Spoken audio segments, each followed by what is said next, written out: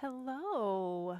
This is for all of you with tender knees, specifically those of you who have a difficulty bending your knees in certain shapes. This is my go-to knee hab.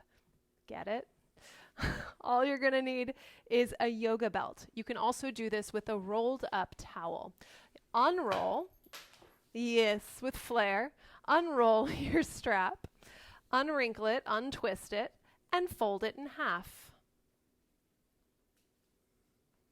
You'll fold it in half again.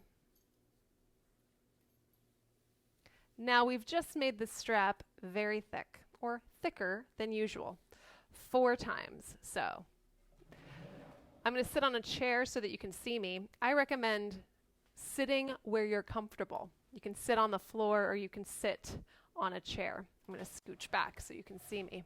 I'm going to place the strap underneath my knee, the knee that is ailing. Okay, I'm going to place my hands on either side of the strap. It's like I'm making a little tourniquet. I'm going to make the belt as tight as possible around my knee, squeezing.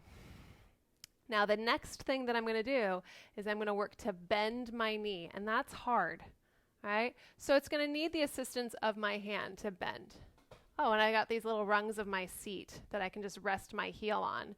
Now, I'm continuing to squeeze the belt, right?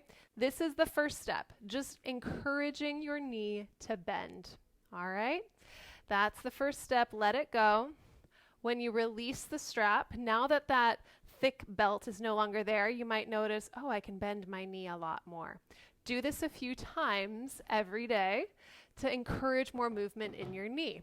Step 2, we're still doing that same bend in the knee and wrapping the belt around the knee. But now I've sat down on the floor, so my knee's a lot closer to my chest and my torso, and I can influence and manipulate it a lot more. I'm still squeezing the belt all the way around my knee. Now I can start to use my hand, my opposite hand, to assist, bending my knee a little closer into my body. Now, what we can also start to do here, using the firm grip I have on my belt, I can start to mobilize my leg, taking it out to the side and into the center. And all the while, letting my leg be passive. So it's receiving the movement of my arm, side to side. All right, that's level 2, or step 2, if you will. Levels don't even matter.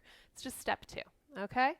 Now, step 3, if you so wish, you take your knee out to the side and keep squeezing your heel close to your hip. This is a great opener for the knee on the inner or the medial side. I'm going to keep pinning my heel to my hip, and then I'm going to release my hand from gripping the belt. Thank you. My hand needed a little stretch. Now I'm going to take the 2 ends of the belt that are on the inner knee, and I'm going to pull one down and one up. And I'm going to spread that inner knee. This is a great precursor to lotus pose, Padmasana, if that's something that you're working towards in your practice. And you can palpate a bit by spreading the 2 tails of the belt wide and then release. Do this about 4 or 5 times. Release. And then release.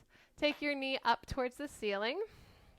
And then you'd release by straightening your leg and taking the belt off to the side. Just notice if there's a difference between your knees. And then see if you can, bend your knee a little bit more. Take your knee out to the side. All right, hopefully there's no pain or discomfort, in the knee. And let me know if that alleviated anything, if it made things a little bit more manageable, your knee hab.